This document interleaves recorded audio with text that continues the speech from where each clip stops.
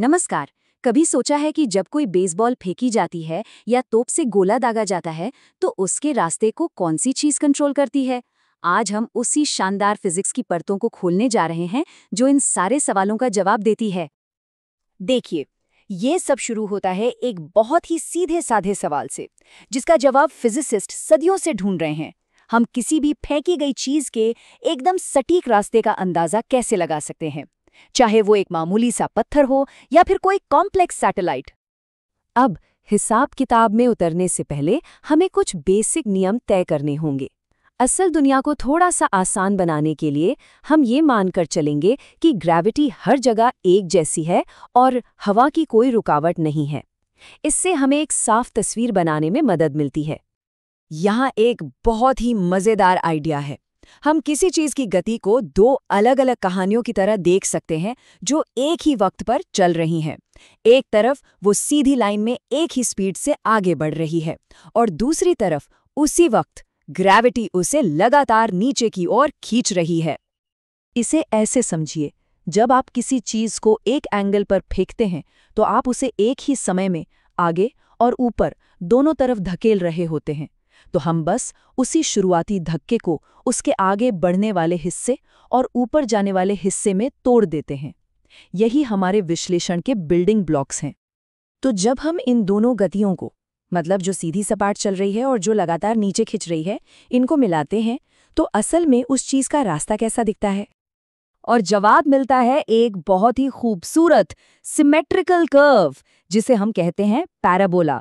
और ये जानना अपने आप में एक बहुत पावरफुल टूल है, क्योंकि पैराबोला के बारे में हम मैथ्स में बहुत कुछ पहले से ही जानते हैं।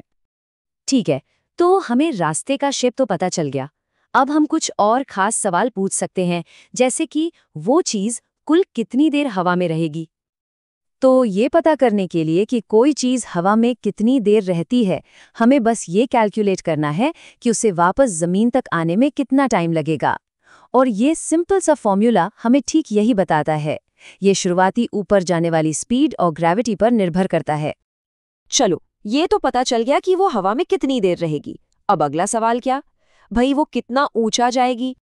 उसकी जो सबसे ऊंची पोजीशन होती है वो उस पल में होती है जब वो ऊपर जाना बंद करके नीचे गिरना शुरू करती है।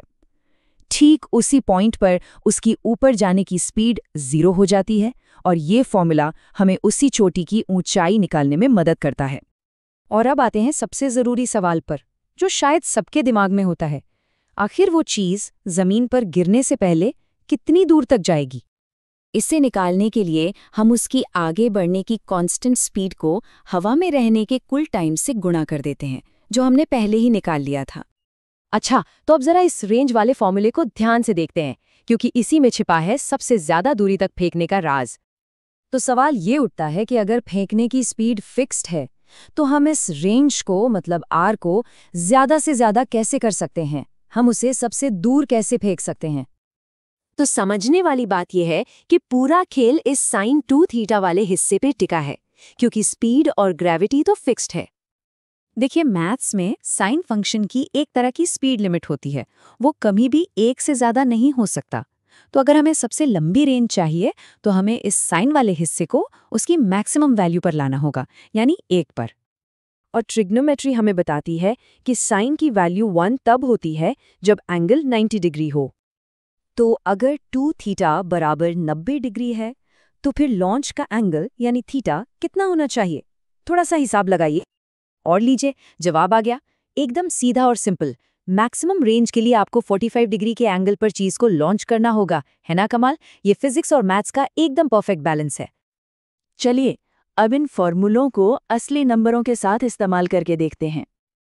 तो जब हम इन नंबर्स को अपने फॉर्मूलों में डालते हैं तो हम बिल्कुल सटीक तरीके से बता सकते हैं कि क्या होगा। देखिए, कैसे थियोरी हमें एकदम पक्के असल दुनिया वाले नतीजे देती है।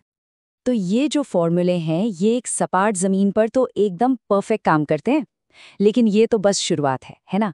यहीं से असली सवाल शुरू होते हैं। क्या होगा अगर जमीन ऊंची नीची हो या हवा का जोर भी हो?